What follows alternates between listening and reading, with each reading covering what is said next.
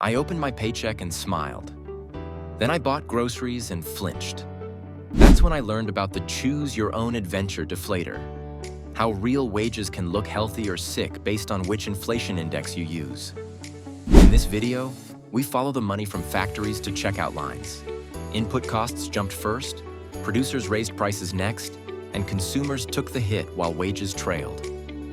If you've ever wondered why your raise can't catch your rent, here's the missing chapter. So you got a 3% raise and your cart still looks malnourished. You're not crazy. A bigger paycheck can buy smaller groceries when prices sprint faster than your nominal pay. That's the ghost raise. Your number went up, your life didn't. Real wages are the fix for that illusion. Take your paycheck growth and subtract the inflation that actually hits you. If the math turns negative, your win is a wash. But here's the catch. Which inflation? There's a whole menu: CPI, CPIH, services inflation, producer output, producer input. Pick one and you're a hero. Pick another and you're underwater. It's like changing the measuring tape length while bragging about getting taller. You didn't grow, the tape did. That's how we get people bragging about raises while stressing at the checkout. Let's get specific. In the 2021 to 2023 window, different deflators told wildly different stories. One broad economy deflator said real wages rose a few percent. Swap in a consumer basket that includes housing costs and the same period turns into a drop. Use services prices and you're flat. Deflate with producer output prices and you're deeper in the hole. Go all the way to producer input prices, the raw stuff like energy and materials, and it looks like a cliff. Same paycheck, different tape measure, totally different reality. Now, why does this hit some people like a brick? Because services inflation is the bully that doesn't blink. Rent, healthcare, utilities, these aren't optional. You can delay a new phone. You can't delay your landlord. Fixed income households get slammed hardest because they don't have wiggle room. When services keep climbing, your real consumption wage takes the punch, and the punch lands in the same place every month. The grocery aisle doubles down. Even when headline inflation eases, food doesn't politely come down with it.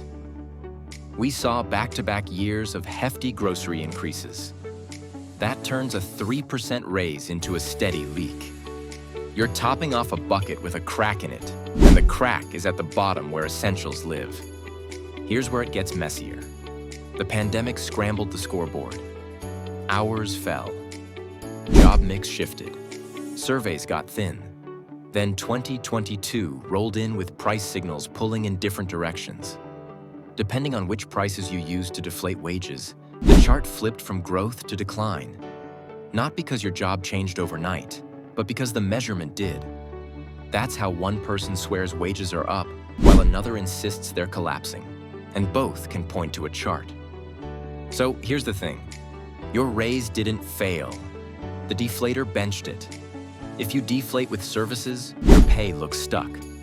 If you deflate with producer prices, it looks worse. If you use a broad economy deflator, it suddenly looks fine. Same paycheck, different ruler. Let that sink in. What do you do with that? You match your deflator to your life. Heavy rent? Use an index that actually includes housing costs. Paying out for healthcare? Don't let a general index gaslight your budget. This isn't academic. It's the difference between feeling behind and knowing why you're behind. Which leads to the real question.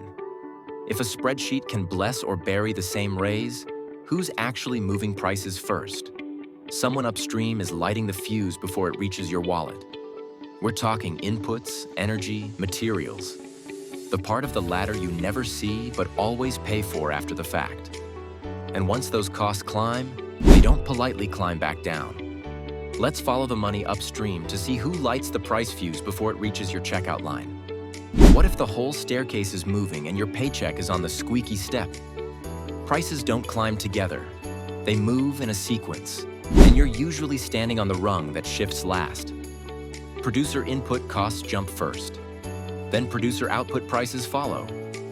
Then consumer prices update. Wages, they trail. It's a relay race where you start your sprint after everyone else crossed the line. Let's break it down. Inputs are the raw stuff: energy, materials, shipping. When those pop, manufacturers bump their output prices to survive. Retailers get those new costs and adjust shelf tags. You see it at the register. Only later do employers revisit pay. And even then, your next raise is staring at last season's scoreboard. It's real. It's happening. But here's what nobody tells you. Companies facing higher inputs rarely eat the cost. They spread it out. A few cents here, a packaging tweak there, a smaller portion in the same box. It moves slow, then all at once, and by the time you notice, the pass-through is already halfway to your pantry. The catch is simple. The margin in the middle wants to live. It usually does. Since 2007, input prices have run hotter than both producer outputs and consumer prices. That's the trend line you don't see on the news crawl. Inputs lead, outputs follow, consumers absorb, wages lag.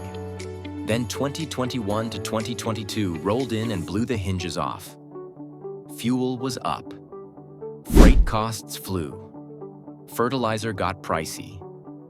If your business needed energy or ships or chemicals, and they all do, you felt that surge first and hardest. The shock started at the top of the ladder and walked down, step by step, into your cart. Here's where the squeeze gets sneaky.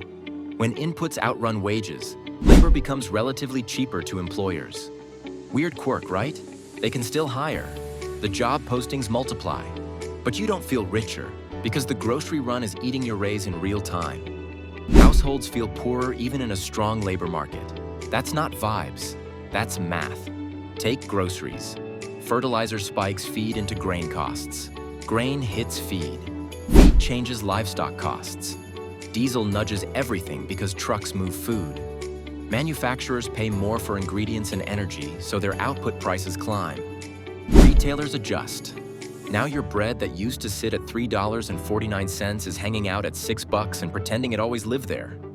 And no, it doesn't race back down when input prices cool. That's the sticky part. Consumer prices are Velcro. Inputs can fall first, and producer prices might soften next, but the shelf takes its time. Firms hesitate to reverse a list price because it's hard to raise it again later. They might run promo weeks, tweak sizes, or throw in loyalty points instead of cutting the sticker. You feel the plateau, not the drop. Let that sink in. So where do wages fit in this relay? Dead last. By the time input costs spike, output prices respond, and retailers pass it on, your paycheck is still waiting for HR's next review cycle. Then your raise hits, and the aisle tags have already been updated. Twice. That caboose energy is why your take-home can look higher and still feel smaller. Here's the thing. The latter explains the headache without blaming your effort or your boss. It's the order of operations. Inputs lead, outputs follow, consumers pay, wages chase.